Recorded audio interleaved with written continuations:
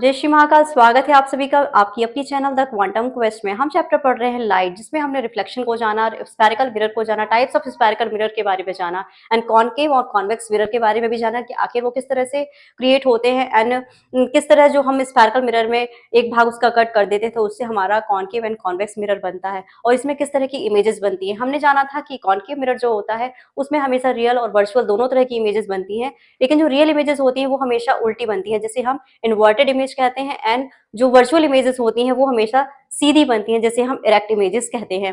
तो concave mirror में ये दोनों तरह की इमेजेस बनती है, लेकिन कॉन्वेक्स जो मिरर होता है उसमें केवल वर्चुअल इमेजेस ही क्रिएट होती हैं। तो आज हम जानेंगे कि इमेज का आखिर इनमें फॉर्मेशन कैसे होता है। तो टोटल 6 कंडीशंस हैं जहां पर हम ऑब्जेक्ट को रखते हैं, देन उसका इमेज फॉर्मेशन होता है। पर ये इमेज फॉर्मेशन आखिर किस तरीके से होता है, क्योंकि हमें ये जानना बहुत जरूरी है कि जो भी हम जहां ऑब्जेक्ट रख रहे हैं, तो जब जो रेज हैं, हमारी लाइट रेज हैं, जब इंसर्ट होती हैं तो आखिर वो रिफ्लेक्ट होके किस तरह से, किस फॉर्म में रिफ्लेक्ट होती हैं, तो किस फॉर्म में वो में जो हमारी इंसर्ट हो रही हैं, तो आखिर वो जब रिफ्लेक्ट होंगी तो किस फॉर्म में और कहाँ से होकर गुजरेंगी। तो ये जानना हमारे लिए बहुत जरूरी है। ठीक है, तो ये जानने के लिए सबसे पहले हम आज कॉनकेव मिरर में आपको बताएंगे 4 कंडीशंस की अगर ऑब्जेक्ट यानी कि जो हमारी रेस है कहाँ से कैसे इंसर्ट हो रही हैं, तो वो मिरर से जब टकराएंगी तो कहाँ से होकर गुजरेंगी, कैसे वो रिफ्लेक्ट होंगी।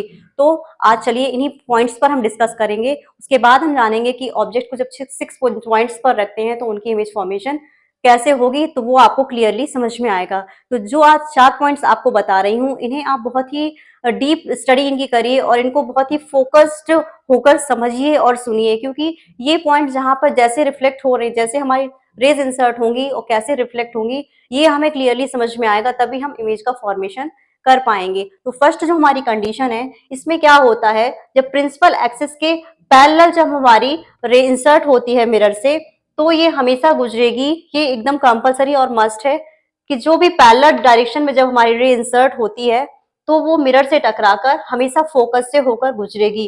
ये हमारा फर्स्ट पॉइंट है। सेकेंड कंडीशन आती है कि जब कोई लाइट रे है, जब ये फोकस से होकर मिरर से टकराती है तो वो मिरर से टकराकर जो हमारी प्रिंसिपल एक्सिस है उसके पैरेलल हो जाती है। थर्ड कंडीशन हमारी आती है जब कोई रे ऑफ लाइट जब सेंटर ऑफ कर्वेचर से होकर गुजरती है मिरर से, यानी कि सेंटर ऑफ कर्वेचर से होकर गुजरेगी और मिरर से टकराएगी, तो वो उसी डायरेक्शन में वापस आ जाएगी।